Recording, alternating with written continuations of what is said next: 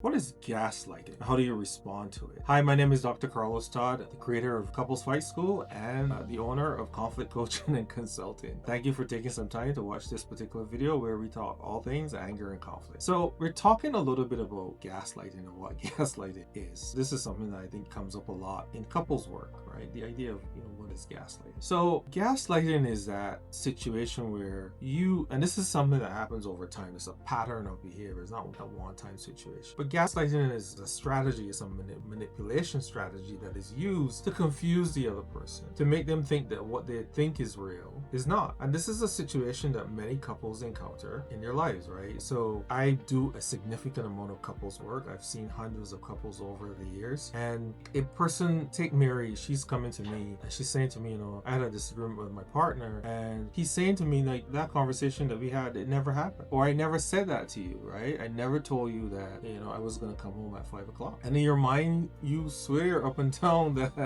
that's what he said. He said he was going to come home at 5 o'clock. And so you have this repeated pattern of things being said, or you see a particular behavior, and that your partner is saying, no, it never happened. I never lied to you. I never did that. I never responded in this way. But in your mind, this is exactly what happens. So people who are, and I think this is another thing to kind of pay attention to, is that I don't think that the person who is gaslighting is actually doing it for indirect malicious ways. It is malicious, right? They're doing something that's bad. But I don't think that they sit around saying to themselves, I'm going to say something or do something to make her feel confused. I think it's the way they live their lives. For some reason, they cannot admit being responsible for something. And so they live in a place of defensiveness and self-deception. And it creates a lot of confusion for their partners, right? They engage in denying reality, blame shifting, and it causes self-doubt. And it can be a very confusing place, because one of the things that manipulators know is that if I say the thing often enough, it becomes real. And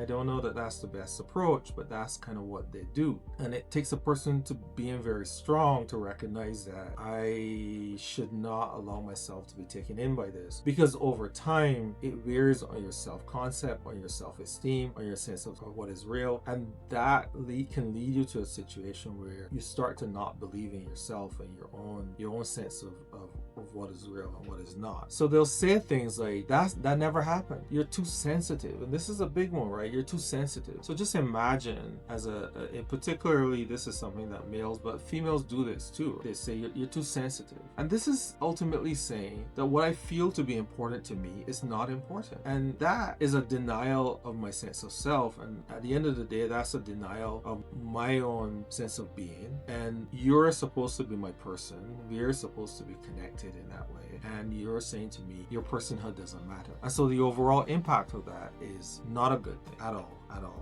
And the other thing that goes along with that is exhaustion, emotional exhaustion. Because in every situation, the brain starts to learn that there's no safety here. You can't trust this person or trust this space. And now the impact of that is you go into these environments hypervigilant, because I can't trust you. And that hypervigilance leads over time to exhaustion, just feeling like it doesn't really matter. And so you get into now a situation where you become more defensive and self-protective, and in a relationship that ultimately does not work. So how do you fix this? You fix it largely by reality testing. Talk to someone else, a friend, a therapist, that, you give them the scenario and you ask them, hey, am I losing my mind here? I mean, I heard this. Or if you were in this kind of situation, what do you think that this is what actually happened? That person says, yeah, that's actually what happened. Then I think you know that you're on quote unquote good ground. There's something there. Sometimes you document the patterns, begin to write things down or record them somehow, where you let that person, where in your mind you begin to let that person know in your mind that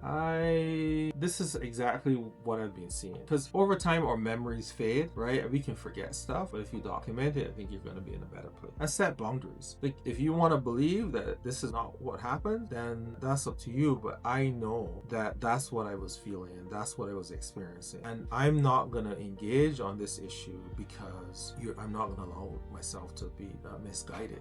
I know what happened. But being able to hold your ground does require you getting your emotional energy from somewhere else. It's important to be able to recognize where your emotional energy comes from, or how to gain more emotional strength through talking to friends, therapy, self-care, right? So that your sense of going into those situations where gaslighting is happening, you're much more emotionally strong, and you can defend in a healthy way. You can defend your position without feeling that exhaustion. And you want to avoid these circular arguments. You said that, no, I didn't say that. Well, this happened, no, it didn't happen. I mean, those arguments are really about nothing. And I think it's important to consider when an argument has moved from the original issue to actually a circular thing where you're really talking about nothing. You said this, no, I didn't. Why are we talking about this? We always go down this path. Those conversations are about nothing. So I've given you some thoughts on what is gaslighting, how it presents itself, and what you can do to best address it. So I hope this helps. For a deeper dive into anger and conflict and how to manage it, which is a major issue for most couples, my book Fight Plan, it is a system around how to effectively manage conflict. It's in the link below, and there's also links to our courses in the link below. So I will see you in the next video where we talk